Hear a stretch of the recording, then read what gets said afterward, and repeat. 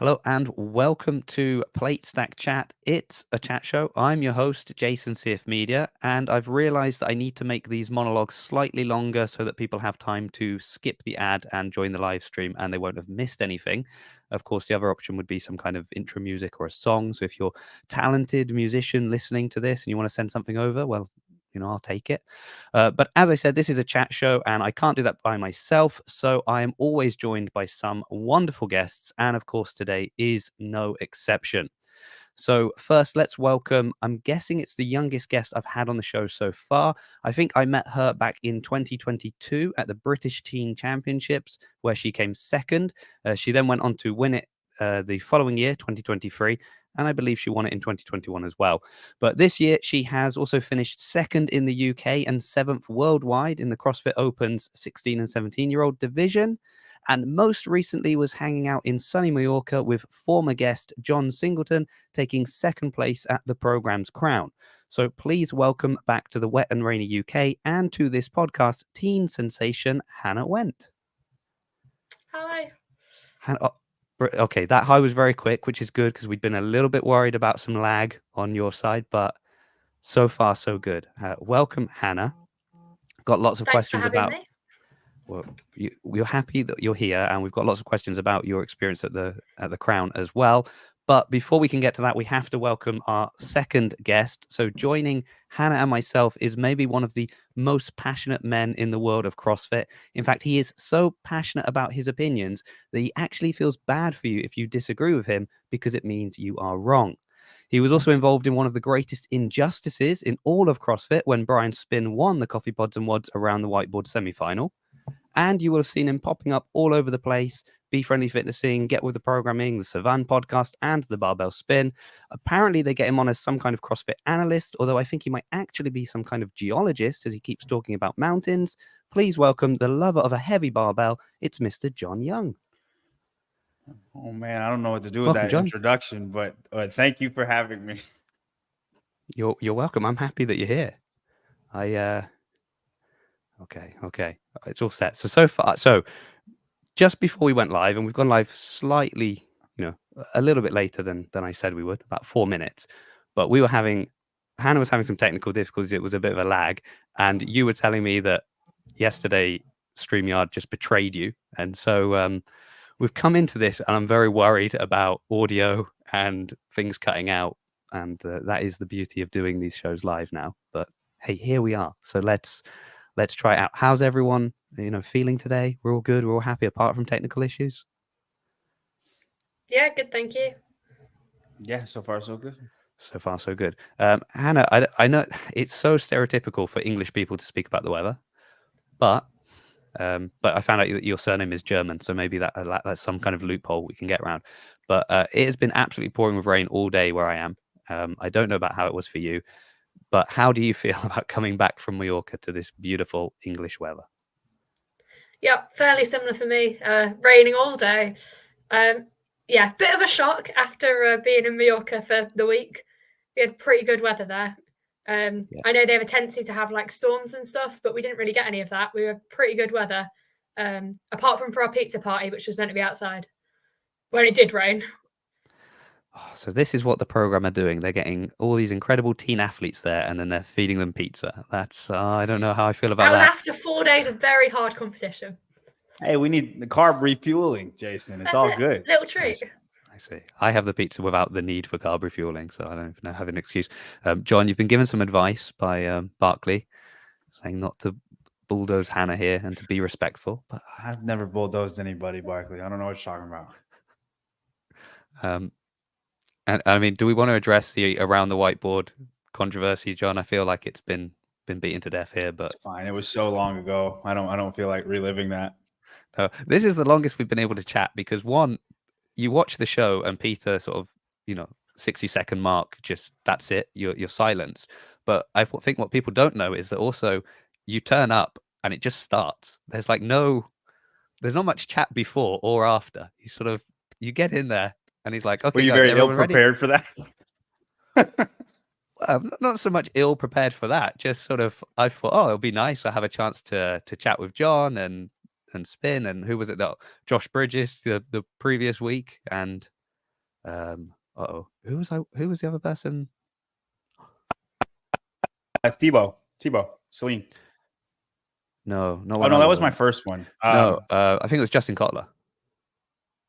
Maybe when I went on. I can't remember now. Anyway, it doesn't matter. That's bad. Someone said your audio is back on track, but I'm not sure it is, John. I think there's a delay. Hope not. Oh no, now it's working. Okay, that's good.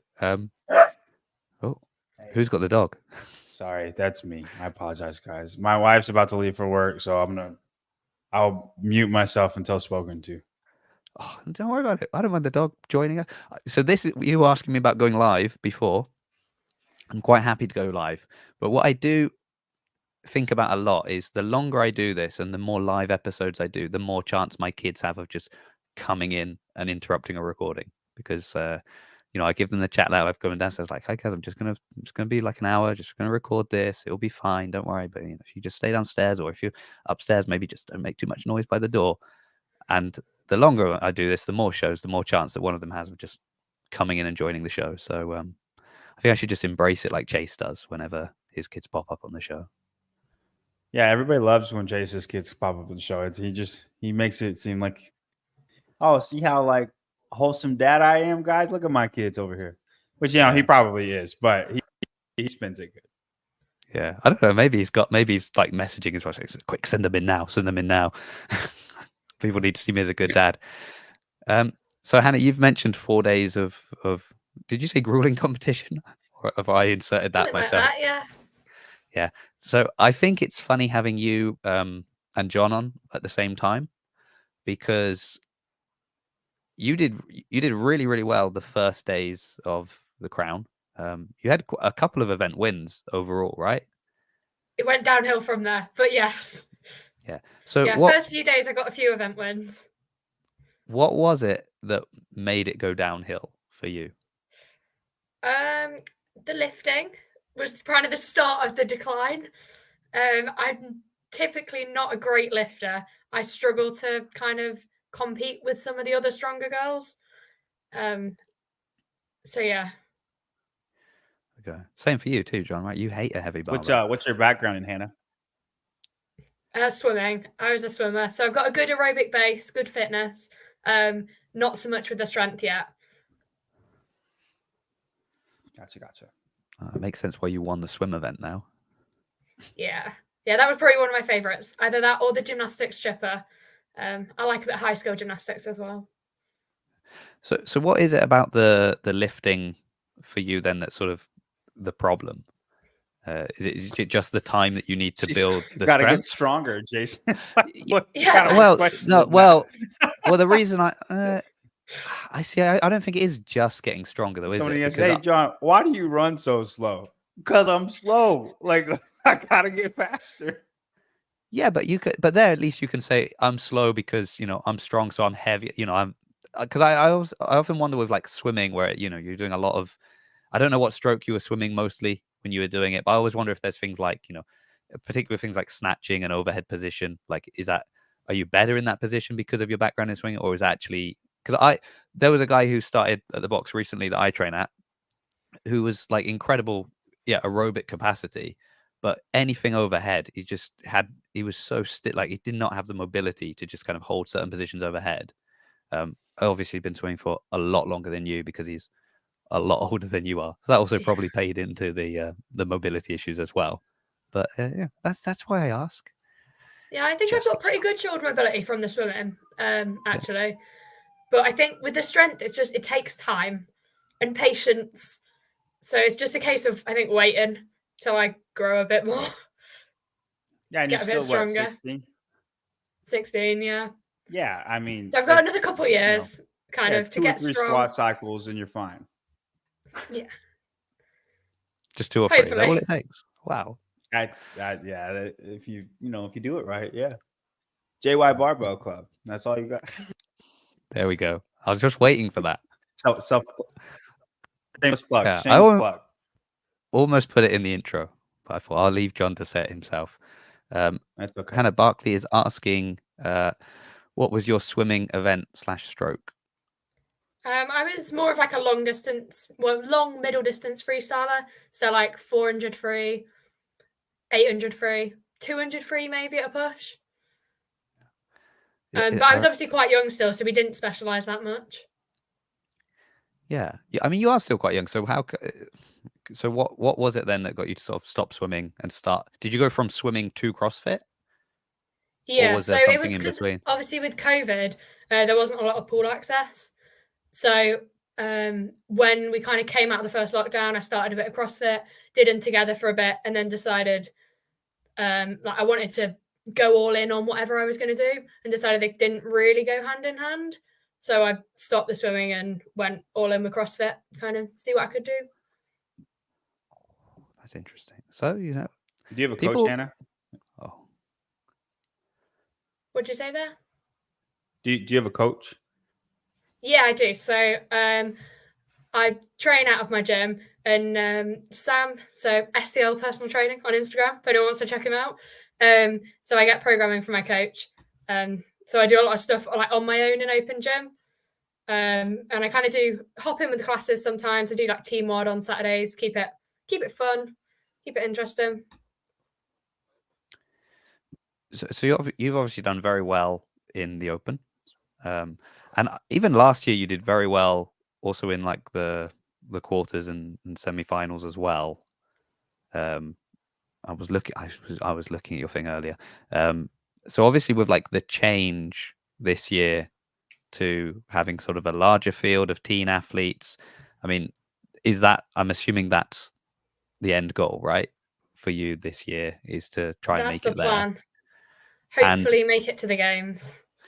yeah, and well, as I said, looking at your sort of record already, I mean, that's not, I think a lot of people have that goal as kind of a long-term goal, but that seemed like a goal that is really within striking distance. So I guess, you're saying you hop in on some classes, got to keep it fun. How do you kind of juggle the balance between, well, actually, I am really good at this, and I've got, a lot of potential to, to go far but I also want to keep it fun and light and not kind of, not burn out on training and what I'm doing, or, do you find it difficult to do that, or is that just sort of naturally your way? I think it helps that I find most of what I do fun anyway. Like even just like long grueling workouts kind of on my own in open gym, I still find that fun in like a type 2 fun kind of way. So it's not like I don't enjoy all the other stuff. But yeah, I just try and keep it in the back of my mind. Like I don't want to be burning out. I don't want to sort of get sick of it. So yeah, trying to keep a bit of a balance, like every so often hopping in on pieces with other people, just like doing all the fun skill stuff as well. The bits that I really enjoy. Nice. Well, good. Sounds good. And I guess then, and I would keep that. Yeah. I would keep that mindset as you get better and better. Right, like say you make the games, and then like your training volume increases, and you get better and better. You get stronger and stronger, and all this stuff. I feel like teens specifically don't have enough fun, or just like they create this obsession and they want to be good so badly, and then that's why we've seen so much burnout lately with the top competitors. So I think we see it a lot, particularly with the young girls. Like obviously, kind of most of them that have entered the space in the last few years, you see are kind of dropping out, burning out. So I think especially speaking to people at the Crown this weekend, like I think everybody's kind of that mindset, really trying not to burn out, to kind of keep a balance of everything. So first of all, just the barbell spin is saying John's audio is so much better than my show. Read into that what you want, Mr. Spin. It's Brian's fault. That's all it is. It's just Brian's fault. Oh, I was going to say something, but I think Pedro said it better than I could. It's almost like John's actually trying on this show. So there we go. I'm glad all my friends are hating on me right now. It's just bringing me so much joy. John, I'm just glad you brought them along, because that's good for me. So I was going to ask you then, Hannah, like piggybacking off what John has said, and you're talking about the Crown and kind of the atmosphere there. Do you think then, because people have seen kind of what can happen with burnout, and if you kind of isolate yourself and just go all in on your training, that when there is an opportunity for you all to kind of gather together, it's a little bit easier to maybe embrace that and sort of not view everyone as a competitor and you're out to get each other, but to kind of really enjoy that experience of doing this fun event. I was going to say event, but I'm trying to think what John kept calling it. But I think he was calling it an experience, wasn't he? Like have this fun experience all together. Do you notice sort of, I guess, a difference when you're there than compared to like when you were, I don't know, British champs or something like that? Yeah, I think it's definitely different because they were very much drilling it into us all weekend that it's an experience, not necessarily a competition.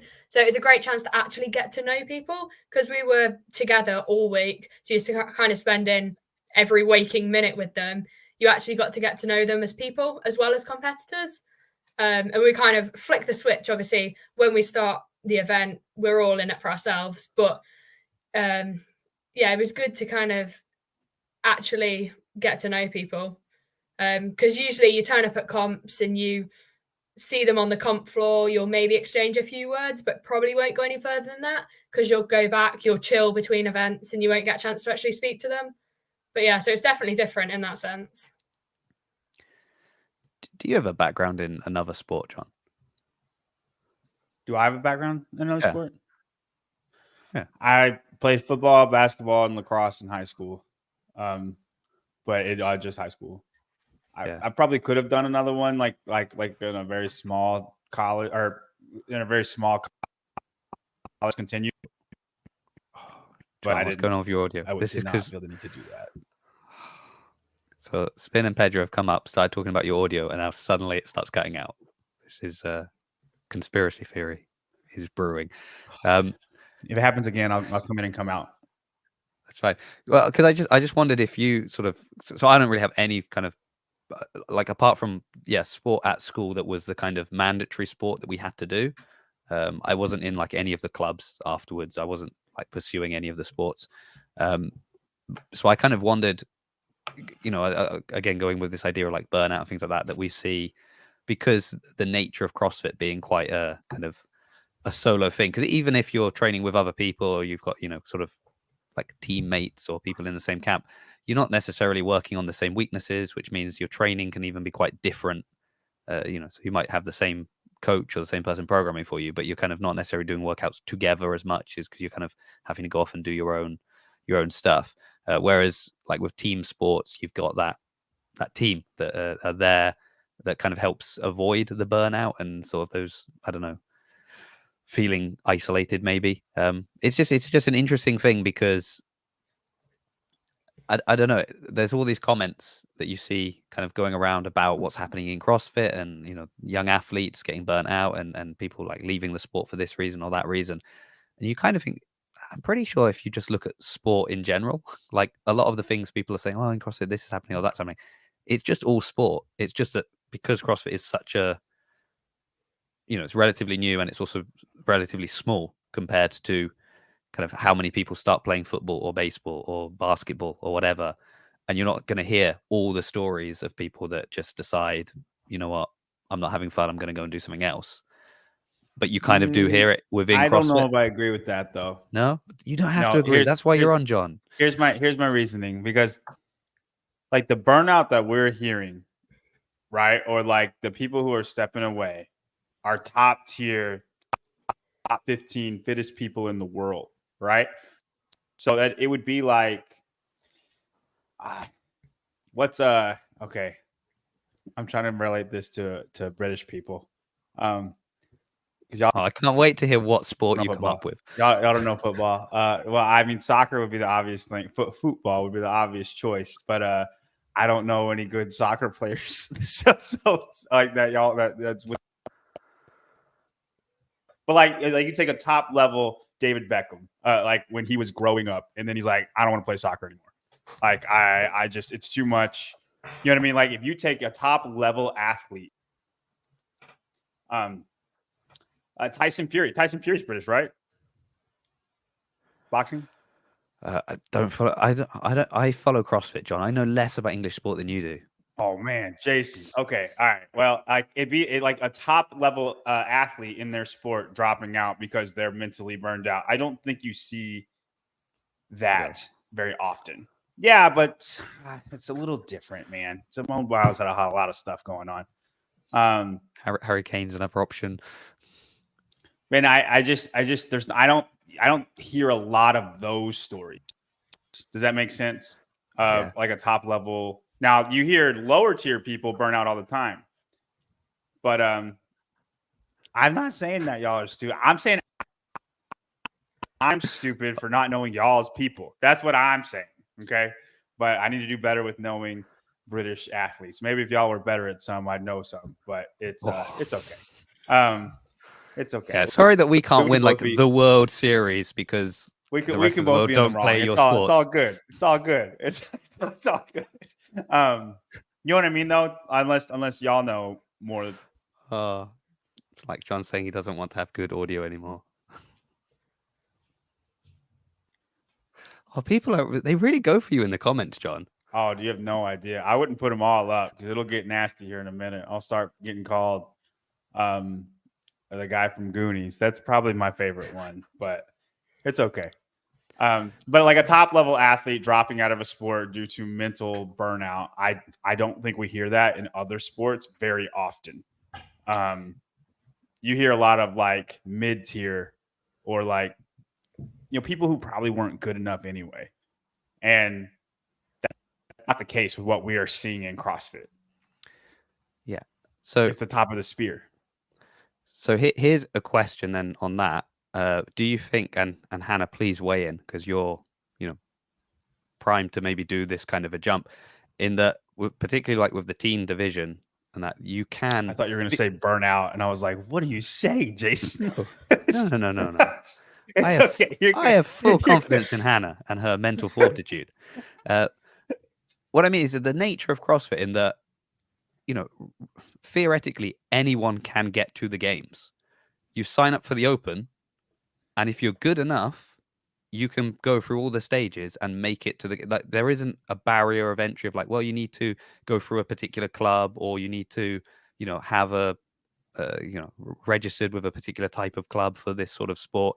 There's no sort of, you're not necessarily gone through camps that are kind of maybe training you to be better at your sport, but potentially also because they've been doing this sport for, years and years and years and years, have also been helping people to kind of have the right approach to the sport, to get mentally strong, to realize, I think about, when even people say things about like, the commentary or people talking about athletes, and you should be careful how you talk about athletes, and you kind of feel like in other sports they're probably prepped more for interviews, for being talked about in their sport, because it's a much longer lived sport, so people are more used to that. Whereas CrossFit, you can go from 1 week not necessarily being that well known to doing really well in these events, going to the games for the first time, and then suddenly people know who you are and they're talking about you. And maybe it's been so quick that there hasn't been that like adjustment period to kind of be ready for what that all is going to bring. Here we go. Yeah, I think you're right with that in terms of you don't get a lot of prep for any kind of media stuff. Obviously on a much smaller scale at the moment, but getting thrown into like The Crown, that was very media focused, like camera in your face all the time kind of thing. And no idea what to do. Yeah. Now you're on this. Be yourself, girl. I know.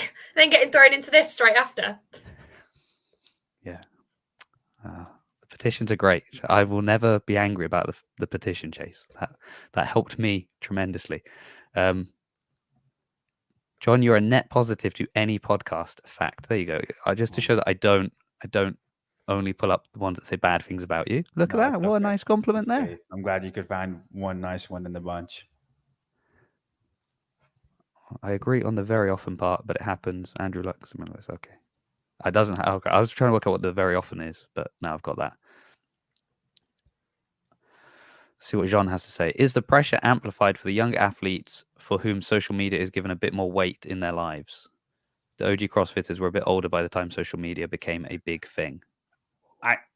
I mean, I think that's a great comment. I 100% agree with that. I think people are addicted to their phones. I wish there was I mean, I think I'm addicted to mine. I think the how much social media plays into our everyday lives, if you just like if you could tally total time, it is ridiculous. And like I applaud people when people are like, "Hey, I'm gonna get off Instagram for a month or whatever." Like I applaud them for it, and like I almost kind of can't now because I'm sucked into it because I do all these podcasts and I have to be, I have to try to be an analyst and all this stuff. I almost can't now, but I would 100% agree it's amplified because if you get and Hannah, you can tell me if you agree with this or not. We don't have to get like super personal about it, but like if you're big time and like say we'll talk about Mal O'Brien, right? Because she was about your age when she blew up. And like started when going to the games and all this stuff, and every single comment you're reading on there, and then there's just terrible people writing terrible things, and then you get the sexual stuff that happens too, especially with women and their DMs, and like they don't sign up for that, but it's going to happen almost every single time when somebody is good enough to be at the top of any sport.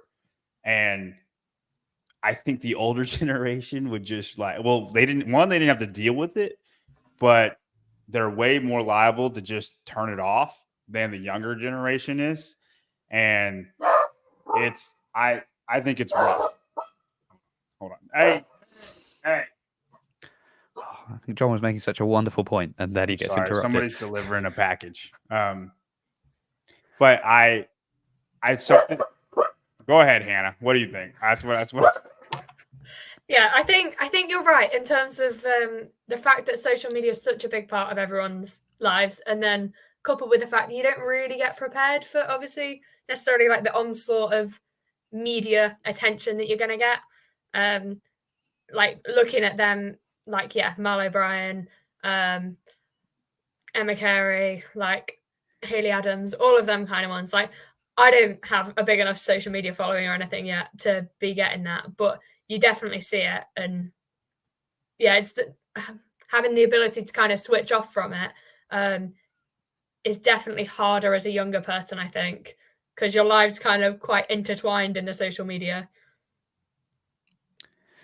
So that's, I guess, like linking back then to what I was saying before, is that's the thing I think potentially happens with CrossFit. Because if you're saying at the moment, I don't really have a big enough social media presence for that to be an issue. But it wouldn't take much for you through competitions and just like getting out there and being seen on some of the larger competition floors for that then to blow up. And then suddenly out of nowhere, you are dealing with all the things that John's mentioned. And I kind of wonder if that almost like whiplash of just suddenly being bombarded by this stuff without being prepared for it is what can kind of contribute to these factors. Well, I noticed that even on a smaller scale, like off the back of the Crown this weekend, I probably gained like 70 followers, which when you've only got sort of 1,000 is fairly significant. Like just by my name being out there on a couple of posts on their like live streams and stuff. Yeah. Like I can see how, on a bigger scale, that could definitely happen like really quickly. Hey, I'm right with you. Add 70 followers to my Instagram. I'm very happy. That's good numbers for me. So thank you, Jean. He's always got good questions. Okay, I'm guessing it's Chase that is commenting through Get With The Programming today because Look, gave it away. Bill can't operate technology. He don't know how to make a comment, so it's always Chase. I'll say whatever I want about athletes when it comes to their performance on the floor, which I think is coupled with, I saw Pedro say something, here we are.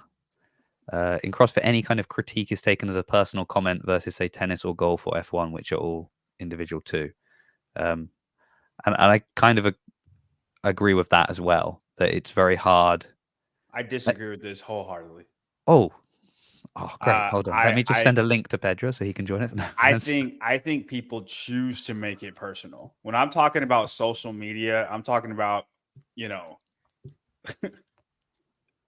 bad things in little girls' DMs that shouldn't have bad things. And I think a lot of that happens if you are like wide to the public, if you have 100,000 plus followers, and it's very unfair. And I think stuff like that is what causes people to like shut down a little bit. Not even, and then people build this expectation that you're supposed to be this fit. You can't have a bad day because there's so many people counting on you. And the whole thing just is too much to bear. But as far as critiques, I think people choose to take that personally. Like that's your own problem. Like if Jason, if I say that's a trash question, Jason, why would you ask that? I think that's stupid. If you can't take that and just be like, I disagree with you, I think you're stupid, right? I just remove you from the chat. Just take that criticism and instead you think I'm a dick for the rest of your life because I said that was a bad question. That's your problem. You chose to take that personally. I think we could all be able to disagree with each other or critique each other. And then you need to look yourself in the mirror and be like, you know what? I can see why you think that, or you're right, or I disagree with you.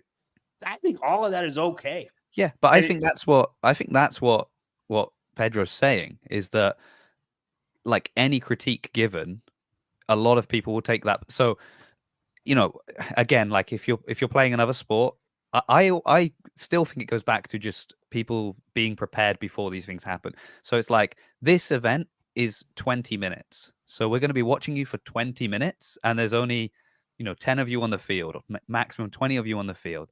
And Chase has to talk the whole time because we're watching it. So that means sometimes he's going to have to say something like, oh, they've put the bar down again. Oh, that wasn't really like no one else put it down, but they put it down. And then they're going to. It's the truth. Yeah, you can't be hurt about that. But I see what you're saying, Peter. I read your comment out of context. But yeah, he's saying the same thing. I'm 100% on that side, and people need to have thicker skin. Yeah, but I would also say the other points that you made, as always in classic Jason style, I'm going right down the middle. It's also true what you say. So yes, perhaps we can help to prepare younger athletes in particular, but really all athletes that are going through it, because you can be a bit older and still entering the scene and coming from another sport, so you just happen to be fit enough to make it to some of the bigger stages. But being prepared for, look, you are the car in this event. We can't talk about anything. Like, you're the athlete. You're what we can talk about. So you're going to be talked about. Be ready for that. It's nothing personal. It's just, that's the sport. But at the same time, the unsolicited DMs and the things that people are saying in comments and stuff like that, of course, that's not on the athlete to kind of, you shouldn't have to tell them, well, you should get thicker skin to be prepared to deal with that. Like, and that's on us. That's thrusted on athletes that happens. There's not really a fix other than don't look at it, but that's way easier said than done. I don't know how to fix that, but there you go, John. Too many athletes take it personally when John removes them from the games mountain. I don't know if that's true, but if it is true, then you probably shouldn't have been on the mountain in the first place. I know your spot on the mountain is pending. That's it. Okay, so that's it. Well, there we go. Speaking of progressing through towards the games, the quarterfinals are coming up. So the team won imminently. Neither of you are doing the team quarterfinals, are you? Nope. No. Didn't think so. But both going for the individual quarterfinals. Yep. Yes, so I think, John, I saw a comment from you about the team ones. Something I can't remember exactly what it said, but kind of like pretty much basically, if I understood it correctly, it was how much you hope the individual ones don't look like the team ones. Yeah. And they haven't the last 2 years. So yeah, I'm very hopeful. I think the quarterfinals will not look like the team events. I will say, upon further analyzation, I don't think the team workouts are as bad as I first thought they were. Oh, that's big of you. Me and Chase have talked about this at length on a podcast yesterday on Get With The Programming. And I do think it tests everything that you should test. Now, do I like those tests? No, I don't. But it does, test conditioning, test strength, test gymnastics, all the stuff. And it does do what it's supposed to do as far as getting people to the next stage. I do think if those are the individual workouts, it's absolute trash. But for team, I don't think it's trash, and I don't think they'll replicate that for individual. They haven't in the last 2 years at all. So if it is, I will be upset, and I will let people know that I'm upset about it. This question is for you, Hannah. Do you feel as passionately as John about this? Are you even giving any thought to what's coming up, or are you just like kind of happy in your world and you'll wait until they drop and then you'll look at them and go, okay, these are the workouts? I mean, obviously there's not a lot I can do about them, so try not to give it too much thought. But yeah, there's some things that I want to see. I'm hoping for no max lift because there's only 4 events. Obviously, like if they chuck a max lift in there and it's not a 2-parter, it puts quite a lot of like weight on your placing. And as someone who's not a great lifter, that's not great. No, yeah, and I think if and honestly, if there's a max lift and it's not like you said a 2-parter where that's the 5th score, the programming was so skewed, unbelievably skewed towards stronger athletes, and that should not be the case at all. I'll be just as mad about that. Obviously, like individually, it helps me. I'm not important, right? I want the fittest. Like when you're getting the 40 fittest people to your region, right? Like I want that test to be well-rounded. And if a max lift is 25 freaking percent, honestly, a max lift really shouldn't be there. They've painted themselves in a corner with 4 workouts. I don't think a max lift should be a part of quarterfinals. I think it should be a gated workout where you build 200-pound snatch for the women, or like a 185-pound snatch for the women, 265 for the men, where you have to earn your right to get there, but it's still there, right? So the people that can do it have that opportunity. And I think, like Hannah said, if there's any kind of a max lift, I think it's bad. I think it skews it way too much. If it's 4 events with no 2-parter and a max lift, that's rough. That's really, really bad. Like, it's interesting to see the internal conflict you have, John, of like, I really want a max lift for me. No, I really don't want a max lift for everybody else. Max lift. No, I would be good at it. I know you would. I want the right people to get to the next stage. That's what I'm saying. I never thought I would hear you say that you don't want a max lift. So this has surprised me. I've been consistent with that forever. People just think because you just like lifting heavy barbells. That's perfect. So Hannah, that's interesting because John has given us a very good reason why we shouldn't see like a max lift show up in quarterfinals. So do you want to run with that thought for the next week and just really enjoy the anticipation of what might come? I think they'll do something. Well, they could do something similar to like, I think it's 23.3, the open workout. It looks like progressively more difficult gymnastics, progressively heavier barbell, where it's like the handstand push-ups and the snatches. Mm-hmm. I think something like that, where you, as I said, like you've got to like earn your right to get to the heavy barbell, but it's not a purely lifting event. I think something like that would be good and pretty appropriate to put in there. Yeah, I agree completely. And I'm a big fan of the gymnastic increases in hardness. And then as the weights increase with hardness, I think that's a beautiful combination for a workout. And the fittest will make it an endurance workout. And everybody else, it's just ability based. And I think those workouts are beautiful. Yeah. And especially when you, again, think of what your end goal is, of like, who are you trying to get through and where we're trying to take them. Like that kind of harmony between the gymnastics and the barbell is then what we want to see when it comes to games, the games on the competition floor. We want to see people that have all those skills, right? So putting them together in that way, it's brilliant. I've been distracted by a couple of interesting comments. Melissa says, every time you leave blood, sweat and tears, day in, day out on anything, you take it personally because you're human. I think that's an interesting point. Obviously, it's easy to say, it's objective. We're talking about your performance. It's not personal, but obviously when you've spent the year training for this, you can take it personally. I think I'm of the mind that if you take something personal that somebody on freaking YouTube says about you, then you aren't really leaving blood, sweat, and tears days in and days out. Because you've got time to go on YouTube. No, just because the people that do that aren't going to take it personal. They might take it for fuel, but not like, how could you say that about me? Like they're not taking it like that. They're taking it like, watch this. Like, you know what I mean? That's how they're taking it. And people just are soft.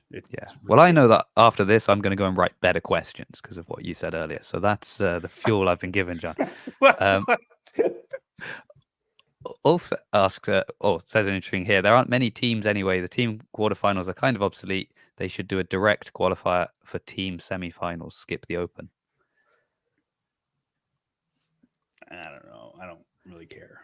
I think we said it on the show. Maybe it was last week or the week before. Or maybe it was when Brian was on. But the way it works with qualifying a team through your affiliate and just basically being able to pick kind of the 4 best at each workout, even if they've got no intention of going team, is a kind of loophole that I would like to see closed. And I actually think what you should do is maybe, basically have a big-ish roster that gets cut each stage. So you could have like 10 to 8 as your max that you've put on your team during the open. And then in quarterfinals, it gets cut down. I would say even you cut it to 8, then semifinals, you've got, this would be my plan. 8 at open, 6 for quarterfinals. And those 6 are your team plus your 2 reserves, and that's it.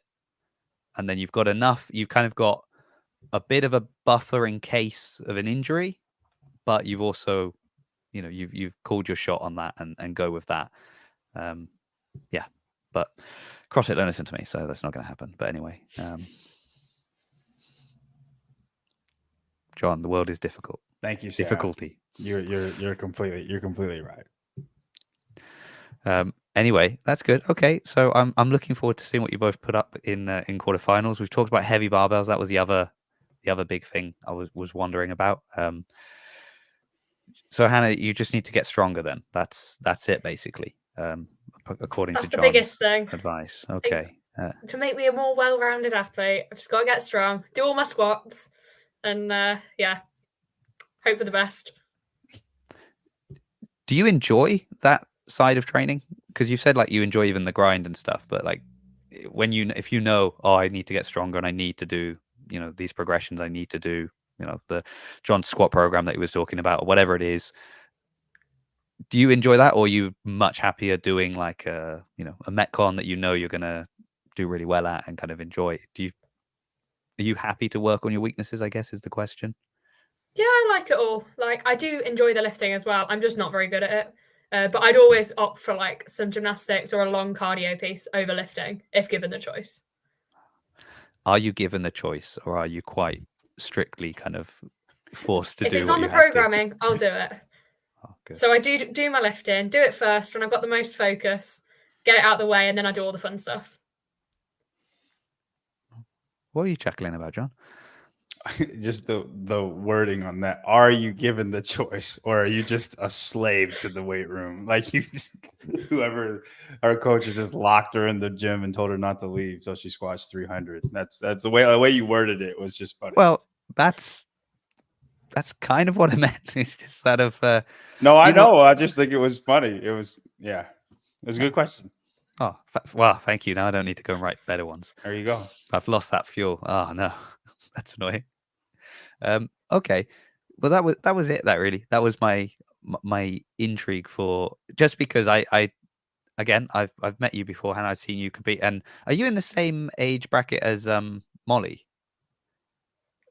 Yes. Butcher. Yeah.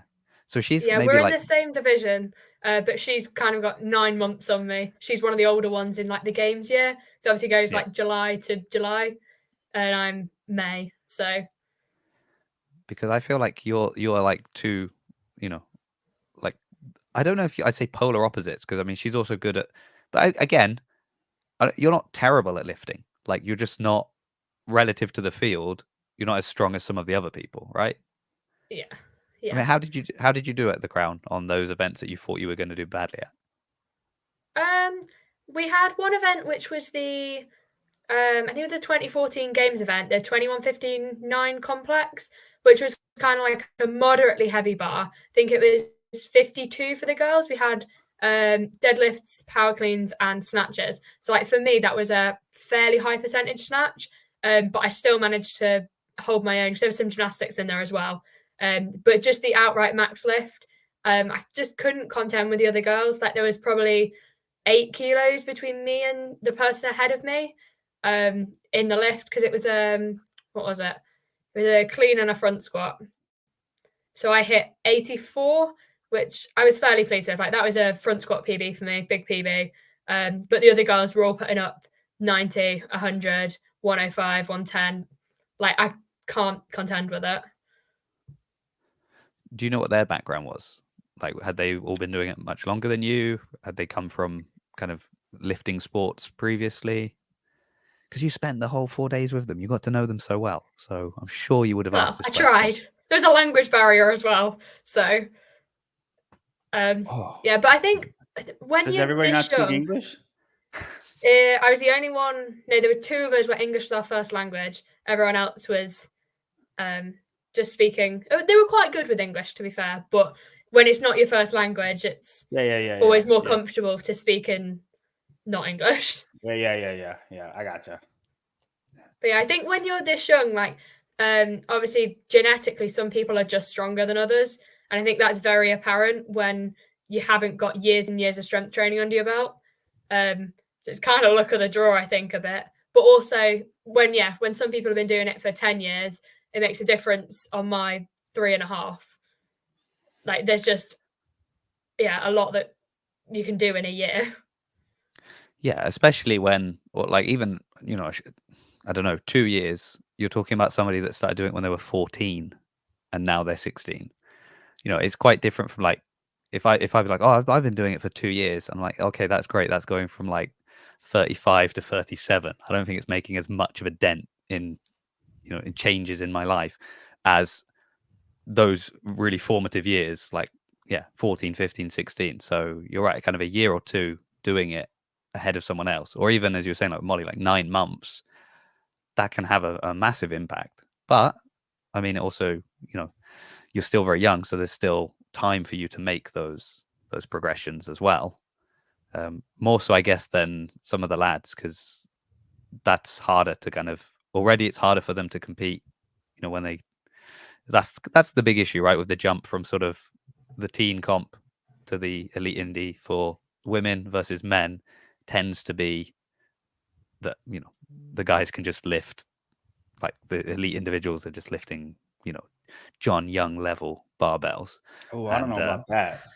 I mean, that's oh yeah, you're right. They're not the top that of the good. elite. They're not that good. Yeah. Calm down.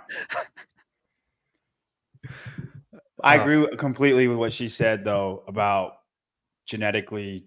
I think your predisposition to be good at a certain type of fitness within the CrossFit realm, because I think there are some people that endurance gains just happen so quickly. And I've always heard like it's so much easier to build an engine than it is to get strong, or like it takes way less time. People tell me that so much.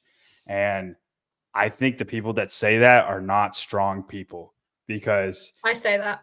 I say that all the time. Yeah. And Exhibit A, you're freaking struggling with 52 kilo snatches. That's exactly what I'm saying, exactly. man. I'm not just messing with you, but because like I run so much. I run, bike, ski, row so much, and it's just the gains are just little by little, and like you get fitter and fitter, but like I feel like somebody who did the same amount of volume might like shave a minute off of their mile time, where I'm shaving 10 seconds, and it's just. But and if I touch a barbell, just touch it, I'll get stronger, and I think, but I also do think that's the beauty of CrossFit. It's not coming from a place of complaining. I'm thinking like that's why CrossFit is so beautiful, because it's who can be the best at everything.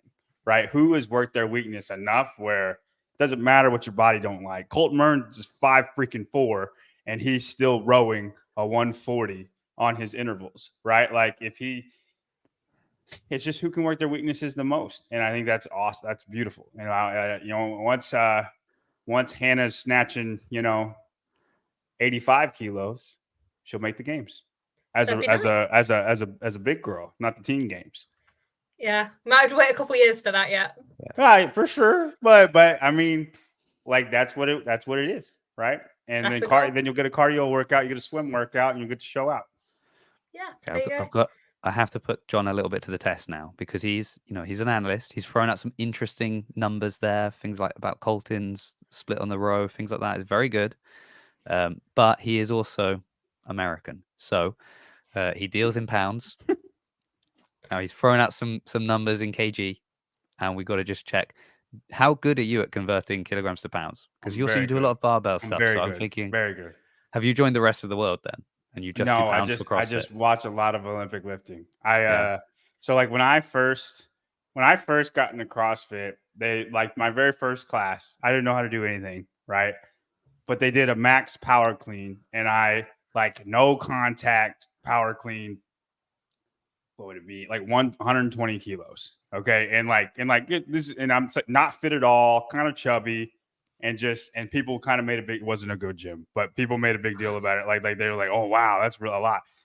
And I knew I was trash. I knew I was just muscling it. And I was like, wow, I think I could be really good at this. So then I was like, who is the best at Olympic lifting?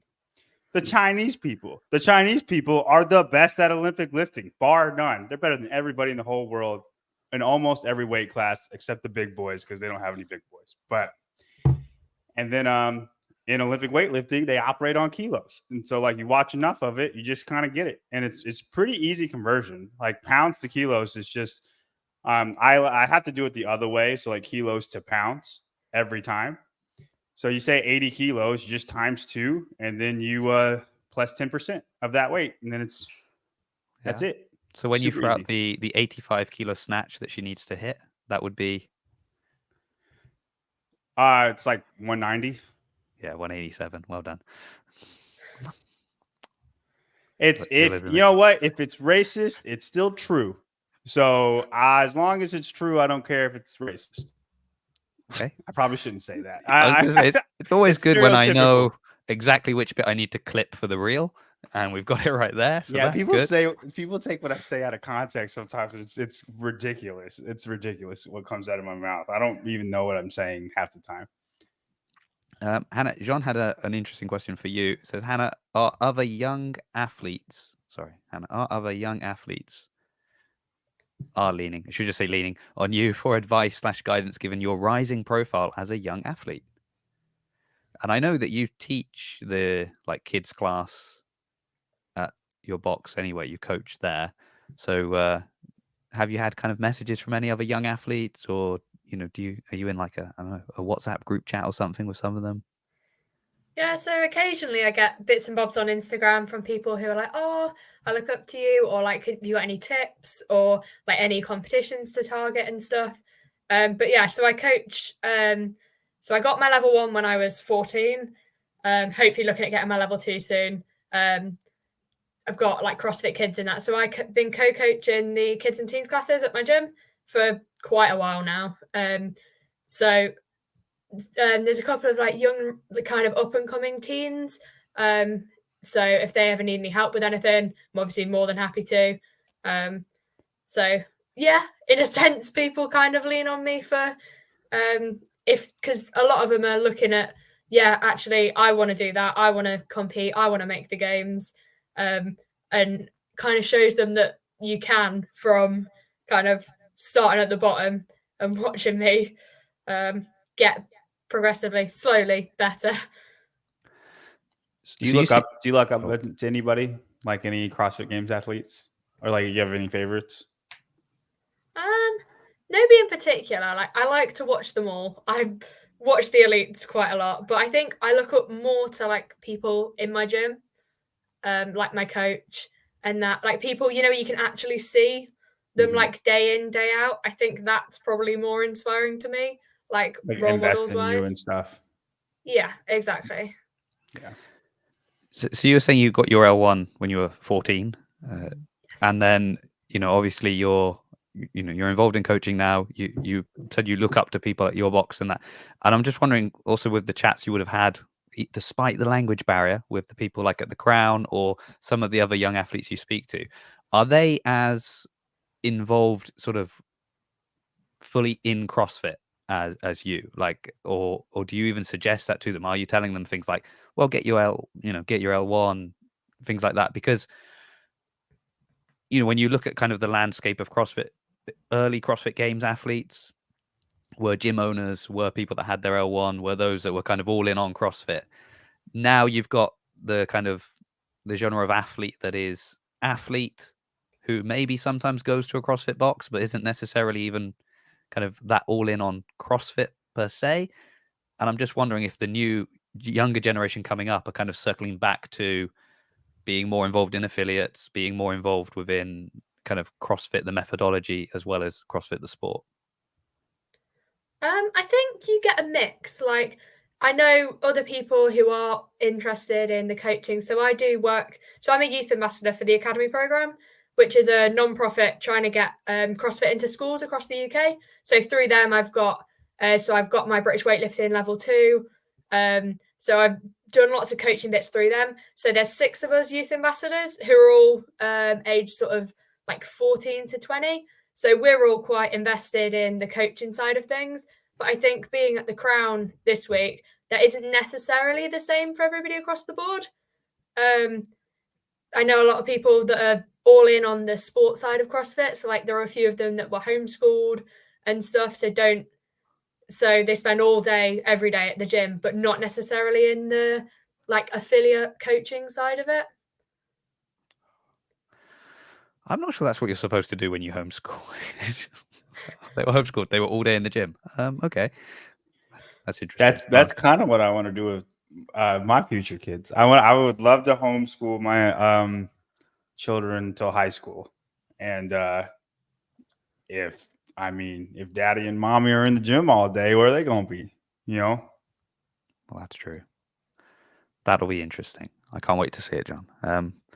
I'd love to homeschool my kids. I just wouldn't be able to work, which means they'd be homeschooled in a cardboard box somewhere on the side of the road because we couldn't afford to live in a house anymore. But apart from that, John, do you have a CrossFit Games athlete you look?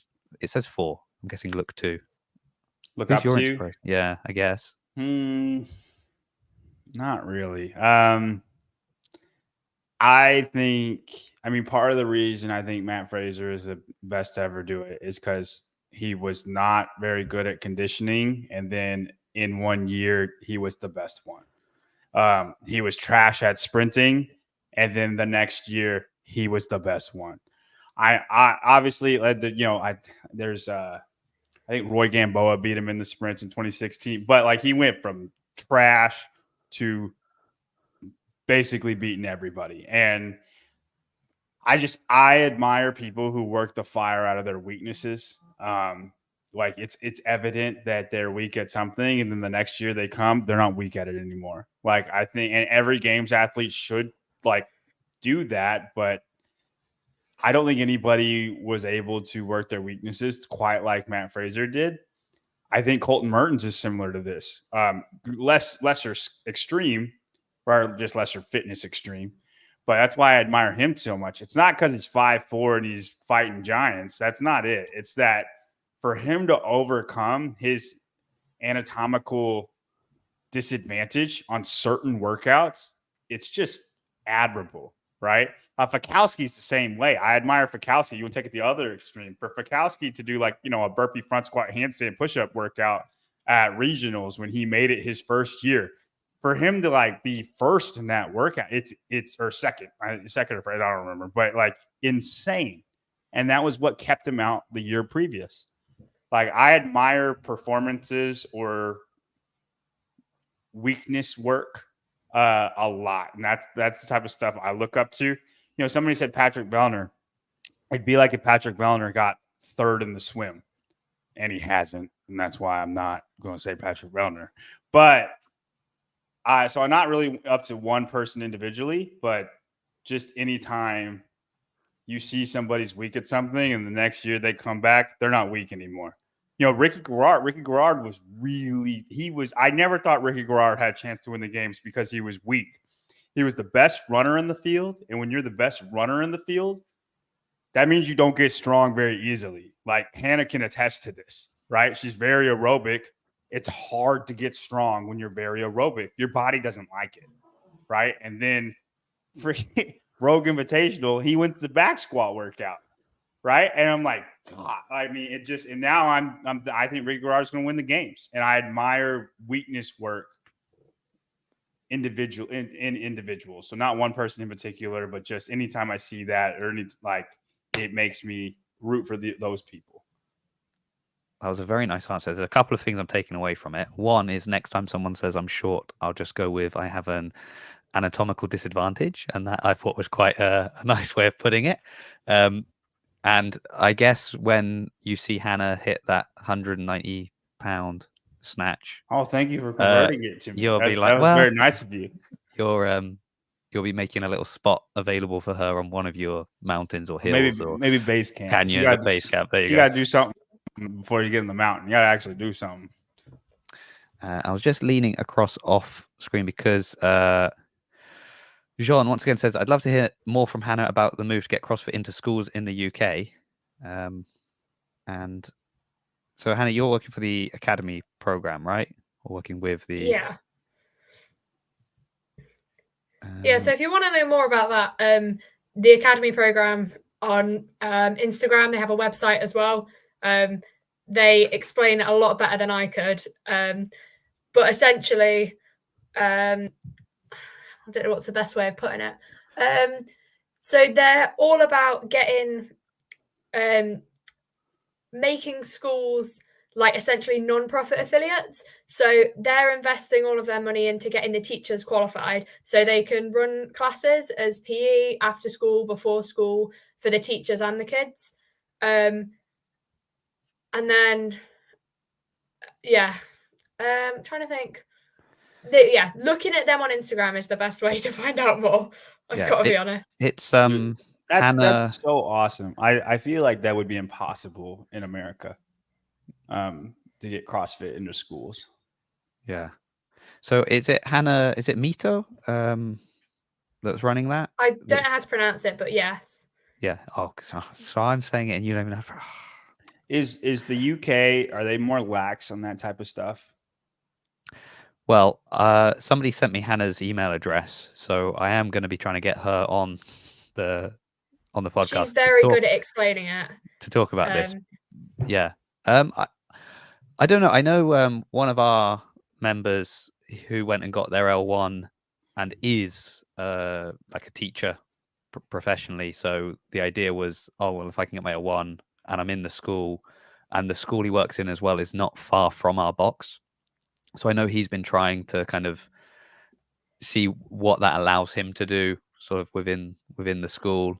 And then you've got the Academy program that I know Craig, that is one of our coaches, is also heavily involved with the Academy program as well. So stuff's happening. I just don't know. I think it takes a lot for them to get into schools. They've had to do a lot to get to the point where they're now, I think recent milestone, they've got like 30 affiliates. But another thing they're doing as well is for kids which maybe aren't the most academically gifted, aren't necessarily going to be getting loads of qualifications coming out of school. They've now got a qualification in CrossFit, which is like the equivalent, I don't know if it's the equivalent to a GCSE or slightly below, but so they can be involved in CrossFit and get something out of it as they're coming out of secondary school. Yeah. So it says, is the intention to have CrossFit as a replacement for physical education class or something on its own? That's interesting. So I don't know how it works at school now because it's been a while since I was there. I don't think America even has PE anymore. So my son will be starting secondary school next school. Yeah, in the new school term. So what is that? In like September. We'll The move up to secondary is high schools. So secondary is from like 11 till 16 years old. Okay, so More or okay. less. Yeah.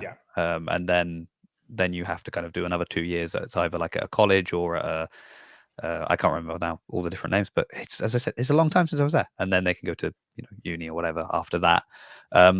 But back when I was at school, and it seems like it's the same so far from what I'm seeing in my kids, is that you had PE. That was sort of like by default you had it, and it just kind of cycled round throughout the year, like depending on the time of the year.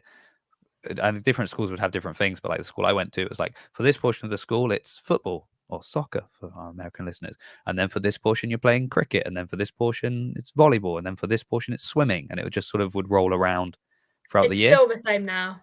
At Yeah. least it has been for me. So I think the goal would be to have it as like part of PE. It wouldn't replace PE, but it's a part of PE. And I know a lot, it's not necessarily just the PE classes, but they run before school clubs and after school clubs. So it's not necessarily just like class time. And then when you do your options, is that like 3 years in? I think it's the last 2 years maybe. We do it.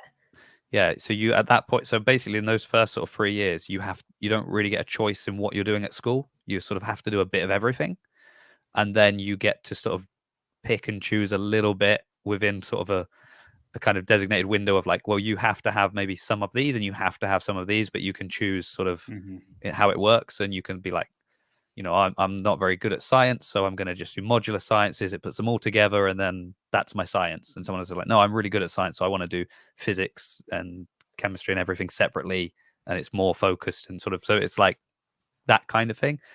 And you could pick as one of your options to do physical education, which I'm assuming they'd like that to be then linked to the kind of being able to leave with a qualification in CrossFit or in sort of sport. I don't know. It's as I said, it was a long time ago when I did this. I mean, it's all fairly fresh for me. I'm still in school.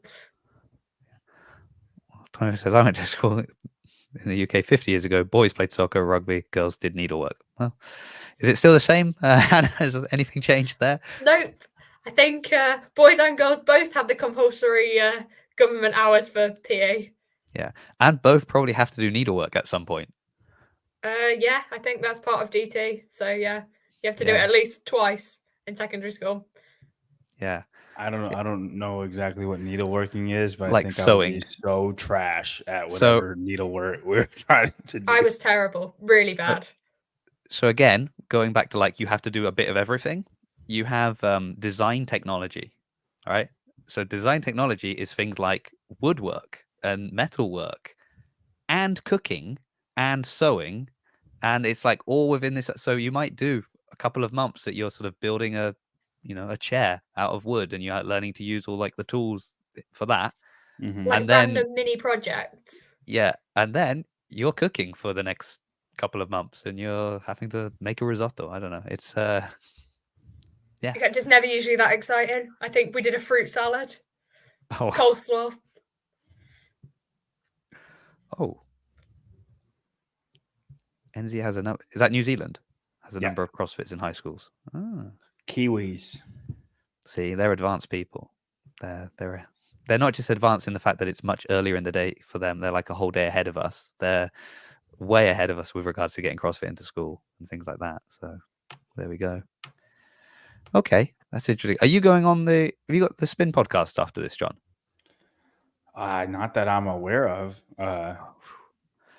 I think they were talking. I think Brian. Oh, Brian. Okay, Brian Friends. Oh, your favorite analyst. John, you're here. What are you talking about?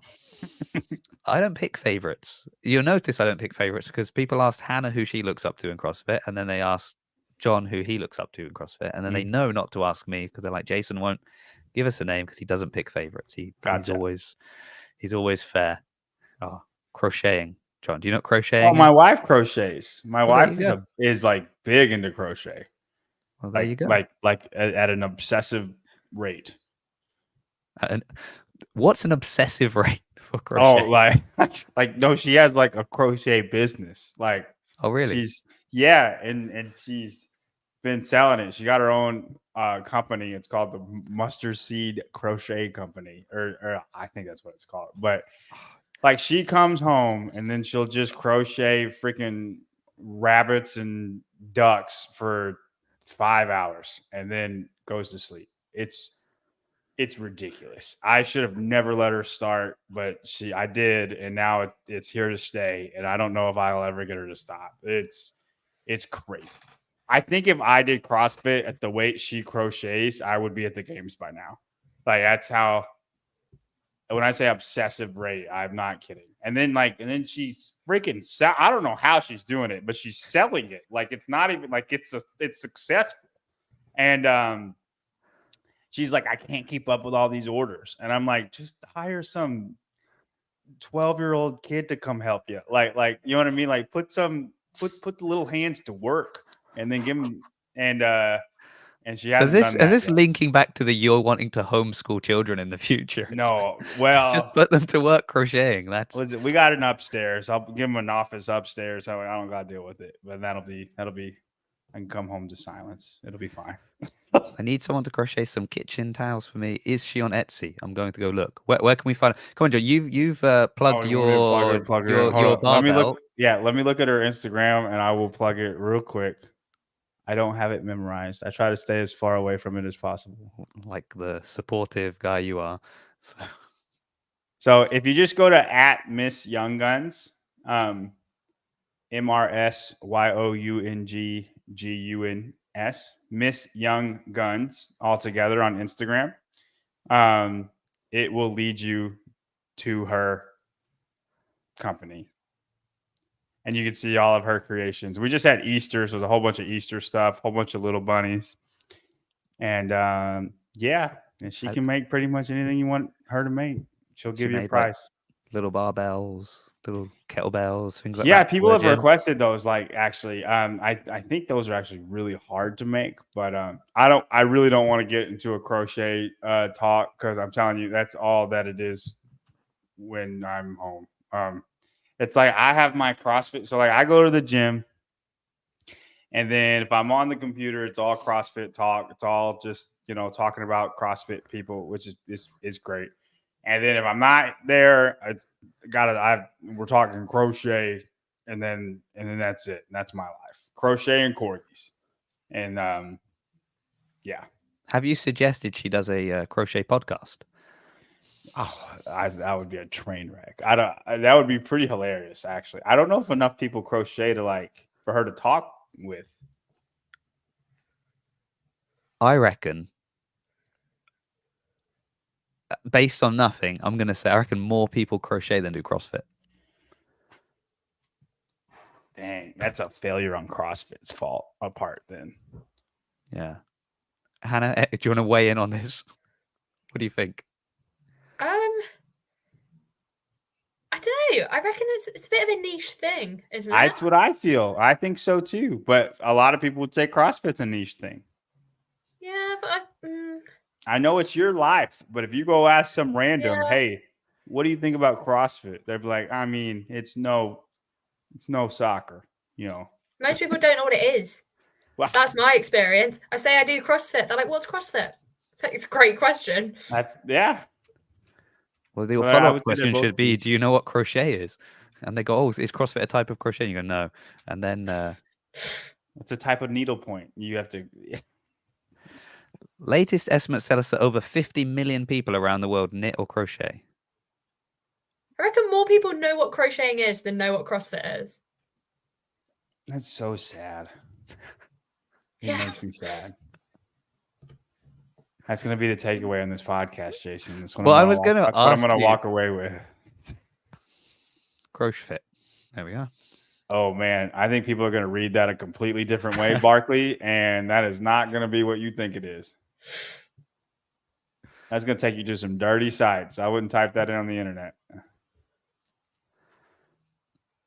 Oh. I mean, I'm intrigued, John, when you said yes to coming on. Did you at any point think, oh, this is probably going to divulge into crochet chat? No, I did not. But I didn't know what it would divulge into. Most of the time, I just jump into things with no idea where it's going to go, and then it usually comes out okay. Yeah. Well, And that's at times how this Go ahead. starts anyway. Well, that's the structure of this podcast in the first place. Is there is no, I've got no intent. I just want to chat with some people in the fitness space, some incredibly fit teens, some very smart analysts, and then we'll see where it goes. Judy's gone and checked out the site. There you go. She's gonna be thrilled about this. She's gonna come home from work and it's probably wake me up. Yeah. So I want when she says, "Oh, how was the podcast?" I'm gonna say uneventful. That's what I'm gonna say. What you need to say to her is, I think Plate Stack Chat should be your new favorite CrossFit podcast because it's the only one that has given a good 15 minutes to Crochet Chat. She might sponsor you, give you $50.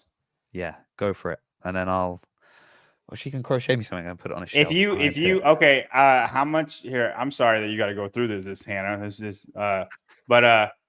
How much money would it take for you to put her little logo and name just as a sponsor on your podcast?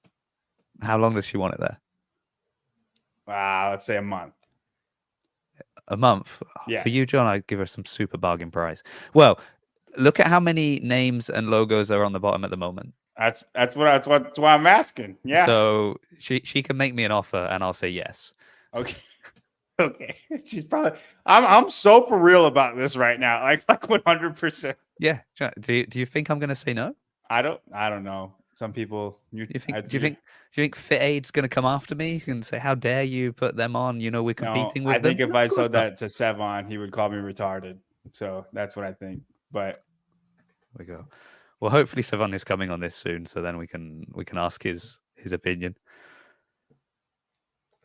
Oh, apparently you've talked about crochet numerous times on Spin's podcast. I don't know. I don't know about that. They might ask me, what is my wife doing? And I probably said crocheting her life away. That's all. Okay. That's the extent. Yeah. But how many followers did she pick up from that? None. That's true. I'll be interested to see if she does pick up any followers. That will be a test to see how successful your podcast is. Well, you know what you're really lucky about, John, is that at one point you said, I don't care if it's racist. If it's true, I'm still going to say it. And for the longest time, that was going to be the real. But there's a good chance that Crochet Chat will have knocked that out. So there we go. I'm glad I could worm my way into something else. Yeah, you've got to hope. But it'll probably be Hannah saying something important about the academy program or something like that. Yeah. Much more politically correct. You don't strike me as a tabloid type of a guy. That's good that I don't, because I don't think I am that. I don't think Hannah would have agreed to come on if she thought I was a gotcha journalist that was just here to say, so I heard the crown was fixed. And I mean, it'd make an interesting conversation. Yeah. I heard that, PEDs were being handed out among all the teens. Is that true? No. Yeah. Well, they might have been. You don't know what they were saying. It's true. Take these vitamins. They're great for you. Where were the majority from? I know the winners were from Iceland, weren't they? Yeah, so we had 3 guys from Iceland. Typical. They made up a quarter of the field. Who else do we have? We had a French guy, someone from Spain, 2 from Spain actually. There was an American, 2 Swedish guys, someone from Norway. This is really bad. I should remember. I was from Belgium. There's one more. I can't remember. But yeah, I don't think you should feel bad, because I think John would have just said there was one American, there was an English person, and some from Europe, and that would have covered. 100%. That's 100% what I would have said. Unless they did something significant, right? So, if that French dude snatches 140, I'm like, y'all, this French guy was so freaking strong. Or, runs a 17-minute 5K. I would know that you just got to do something for me. I just don't remember you unless you matter. And I know that sounds bad, but that's the truth. We've circled right the way back to burnout and what people hear said about them and things like that. And you're going, well, I just don't remember you unless you do something that matters. And that person goes home thinking, oh, I don't matter to John Young. That means And that should not bother you. I've never done anything in my life. It shouldn't bother you one iota at all. So what's the plan for the next couple of weeks? Then you've got quarters, Hannah, and then anything between then and the next stages. Are you doing any of the comps? Are you just working on your weaknesses so that you can snatch a heavy enough barbell to impress John Young? What's your... That's pretty much my plan now. I'm just going to be snatching till I get the 85. Well, I hope you get there. It would give me so much joy. Yeah, good. Now I've got I haven't got many comps booked in at all this year. A couple of like team ones, again, like keeping it fun. But between now and quarters and semis, nothing booked in really. Just training, getting strong, doing my squats. Very good. Oh, look at you. John had a nod of approval when you said that. Weakness work. Yeah. Are you... Funny, because I was looking, as I said, I was looking at kind of your past performances and this year, and one of the things that was interesting is, obviously you jump some places, worldwide, you jump some places in Europe, in the UK. The interesting one that you jumped was in your local affiliate, where you won in the teen division last year, but you came 4th overall, like in the box. Whereas this year, you came 1st across the board. I did, correct? Yeah. So are you planning to do any comps? Are you going to any comps that aren't teen competitions, but just going to go and test yourself against some of the, let's say, bigger, stronger ladies that have been doing it a lot longer, just to see where you kind of stack up, or you're just focused in on sort of the teen comp at the moment? I think this year my main focus is just going to be for the teens, but that's definitely what I'm looking at doing more now. So I did one RX comp last year, I think Battle for Middle Ground, Ragnarok. I went in RX, just kind of see what happened, and I ended up coming away 2nd. But yeah, after the Open this year, I think I've kind of proved to myself that actually I do stack up against the big girls as well. So obviously in the next few years, when I'm looking to bridge the gap from teen to individual, I'll be looking at doing more RX, see if I can maybe get in on some elite comps, just kind of see where I stand. Nice, excellent. And as I always say to these up and coming incredible athletes, don't forget me when you make it to the games and the big leagues, and suddenly you're a superstar.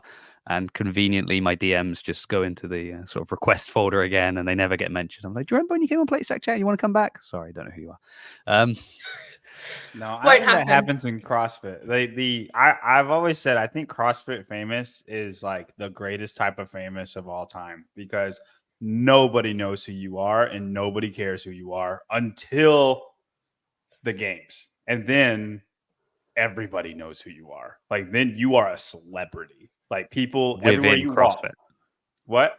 Within CrossFit. Yeah, yes. And then saying, outside of the bubble of CrossFit, the second that games is over and you go to Walmart to go grocery shopping, they got Walmarts in the UK. But we know what they are. Don't worry. Okay. We'll roll with you on this. Little grocery shop. You go grocery shopping. Nobody knows who you are. Like, you're just a person. I always throw back to the. Do you remember the All In documentary series with Brent Fikowski? Mm-hmm. Yeah. And he's like driving around asking people if they know who Brent Fikowski is. And somebody even says, oh, yeah, I've heard of him. Yeah. I've heard of him. And he's straight to his face. Yeah. Yeah. Brilliant. And that dude is the second fittest man in the world at the time. And nobody knows who he is. Like, I mean, I think that's amazing. I love that. I love it.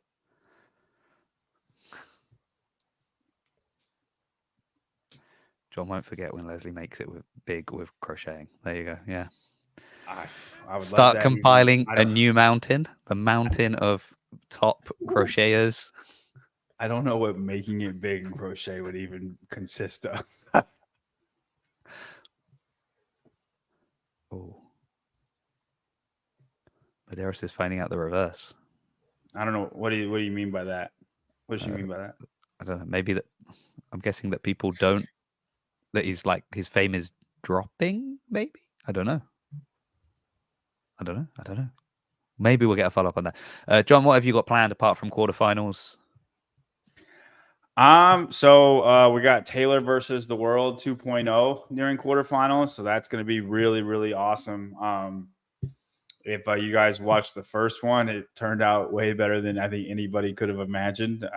Even Taylor himself, I know he's got cockier and all get out, but he, I don't know if he knew he was going to do as good as he did, but he freaking murdered it. And so Dallin, Pepper, Colton Mertens, and Jason Hopper and Taylor are all going to be at one gym at CrossFit Crash, JR's gym, and they're all going to do quarterfinals together. And we're gonna film it all, and we're gonna talk about each workout just like we did last time.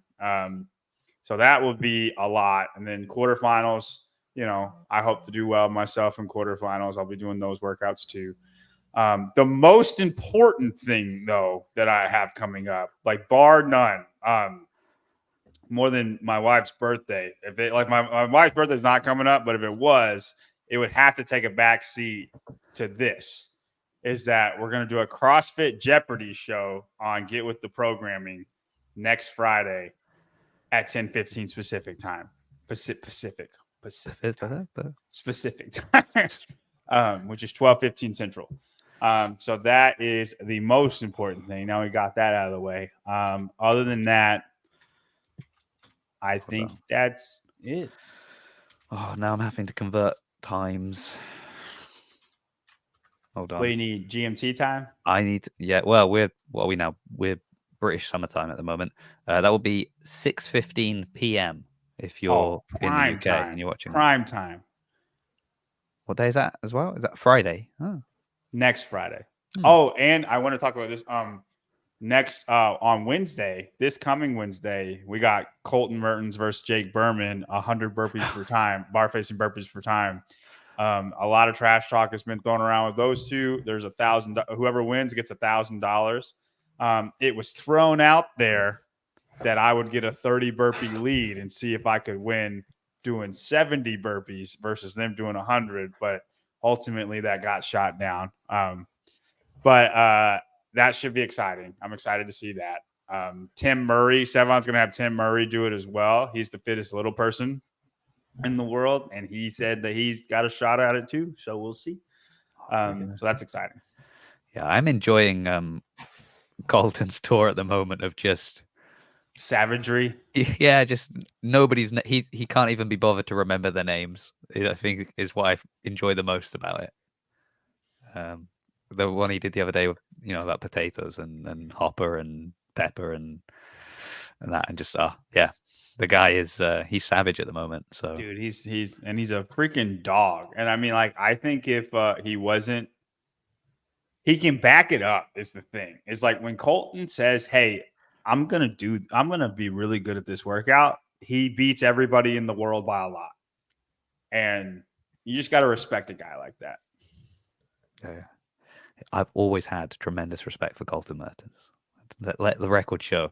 I think the first time I really maybe took note of who Colton was remember when Rogue did the Rogue Invitational, but like the online the Q one that was 2020. Yeah. So and they the were overhead squats and the deadlifts.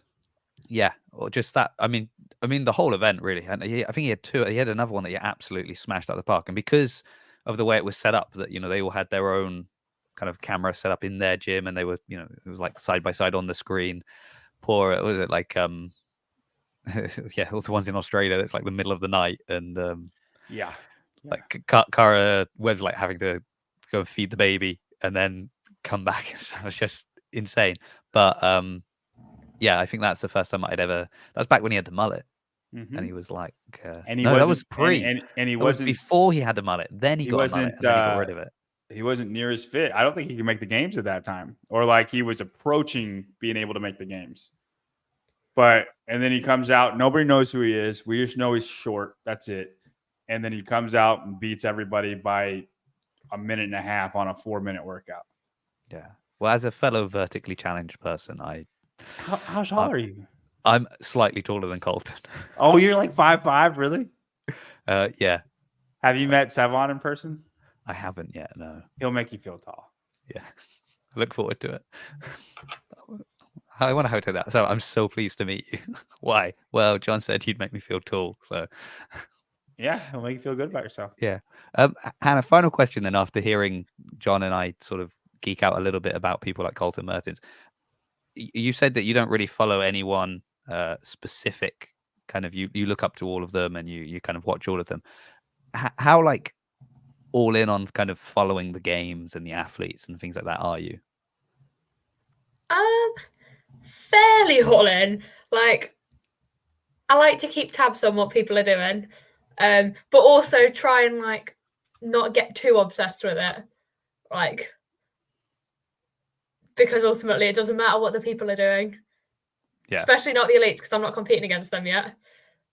But I think it's just interesting to see like how different people train and stuff, and see what I need to be doing in the next few years to get to where they are. Have you ever seen Every Second Counts, Hannah? No, I haven't. Okay, you should look up. It will make you laugh. Like, watch it as a comedy. Okay, and I shouldn't say that because it's Sevon's documentary and it's amazing. But watch it as a comedy because it's about the CrossFit Games in 2008. Okay, and like if you don't like nerding out on stuff like that, then don't. But if you do, it's just the amount of like douchebaggery that's in this, like, that every single person has. It's just a guy's locker room in college, like, if you could think about that. And then you see the women that are doing the games and like what their snatches look like, and it's incredible. It's just so funny the whole time at how like not fit people were in 2008, and then they were like, we're the fittest people in the world, and like I think CrossFit could kill people. And they just, what CrossFit evolved into after 2000, like you ever watch this documentary and you're like, how did it get to where it is today? Because it is insane. It's so funny. It's great. So it puts into perspective like how much the sport's evolved, like over the years. Yes. And then what's otherworldly impressive is if you look up Jason Khalipa's time on the last event, it's incredible. I tried to do it and I can't beat it. And I think Hiller tried to beat it by like 2 seconds. Like we're all within 5, but the fact that he did it in 2008 is even more insane. But it's just, it will make you laugh at what CrossFit was in 2008. If anybody hasn't seen it and it's watching right now, go look up Every Second Counts. Either find it illegally or find it legally. Doesn't matter to me. And then and watch it. It's so great. It's so great. Yeah, and according to John, if you've been looking for it under like sports or documentaries, you won't find it because apparently it's a comedy. So you need to be clicking the comedy box as a comedy because it will make you laugh. Yeah. My wife sent me a message saying you're 5'8", and I'd love to say that I'm 5'8". I'm 5'6", so that's 168 centimeters if you want. Hey, that's Matt Fraser. If you want that, yeah. So you're saying I could win the games? That's good to know. If I worked on my weaknesses like Matt did, there we go. Yeah, Every Second Counts. Go and give that a watch. I agree with that. And go back and watch all of the old documentaries and all the stuff. It's good. It's good to go back and I watch quite a lot of the old game stuff, to be fair. Like, I think it's just interesting. Yeah. It is. Yeah. Why not? I mean, like, I think that's got to be one of like the great things of coming into CrossFit now, is then being able to like go back and watch that stuff. Whereas if you experience it and you watch back, you can kind of go back and watch it for like nostalgia, but it's not a surprise to you because you're like, oh, I remember when, Annie couldn't climb a rope, or I remember when, oh yeah, Annie had to get like, someone had to show her how to do a ring muscle up before. Like you'd never go to the games now and expect someone to have to learn a movement that's going to be in a workout, apart from some. He says that and then he thinks of double under crossovers and things like that. So maybe sometimes every year, but maybe sometimes, but it's not the same. I think it's not the same. Very good. Okay, well, I know what I was going to ask, because you were saying about going back and looking at the old ones. I'm pretty sure at the Crown, one of the events wasn't that like an old games workout? Yeah, the 2014 games event, the 21:59 complex. Yeah. So, I mean, even there, you can sort of see what, teens are able to put up now. I watched that before we did the event. So we announced it in the morning. So I went and had a little watch. You try to go unbroken like Camille? Yeah, maybe not. I think it was different for them anyway, because they were like moving forward each time, like to the bar and stuff. But the time they put up with moving forward was fairly similar to what we got. I think they were 4:12 or something, and we were doing it in like 4:40. I mean, I think everybody opted for singles on the cleans and snatches, whereas they didn't at the games, obviously. But we did it same weights and stuff as them. Yeah, but again, that's a fun workout too. It's very quick. It was a good one. I enjoyed it, to be fair. It's like high skill, and if you're strong, you can show it. But it's just so quick that like it's got this. You can send it, but it's probably going to hurt to send it. Feel to it. So got a bit grippy as well, to be fair. Yes, yeah, very grippy. Yeah. Like, I think that was the thoughts on going singles, was just mitigating like the grip fatigue, ready for the gymnastics. Yeah. I don't know. I think I would have done it in singles no matter what. Even if you told me I'd had the whole day and I didn't have to hang on any bar or anything, I'd been like, Can you snatch 155, Jason? Hold on a second. 70 kilos. Yeah, 70 kilos. No, definitely not. Not at the moment. Not at the moment. Definitely. During my period of being pretty ill and not being able to train, I actually lost weight, and I did not have any weight to lose. So that's been a big. I only weigh currently about 64 kilos. So I'm. I weigh more than that. Wow, you're a cyclist. You got a cyclist body going on. It took me ages to like get up to being like 68, 69 kilos, and then I got ill for a while, and it all disappeared. So that's this year, John. I'm on the rebuild. I'm gonna go over to John Young Barbell and start following some strength training and I'm just gonna tell you to eat more. I'm eating. Don't worry. I'm doing it. Don't worry.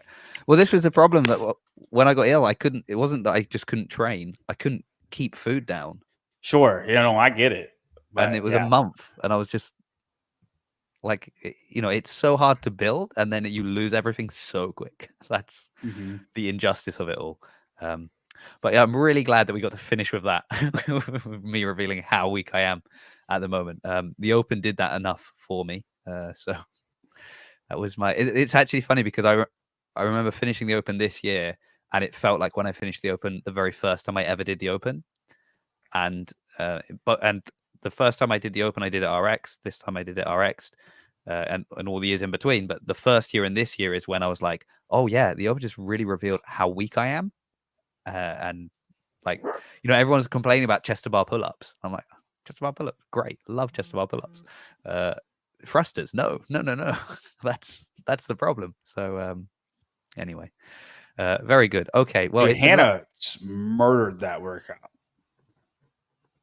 She got 12 minutes on that workout. I did, yeah. Have you gone and pulled up her stats? You've been checking. Nah, checking me out before. I might have glanced at you. No, because I was just no. You were talking about you said she murdered the Open, so I went and saw what she got. Yeah.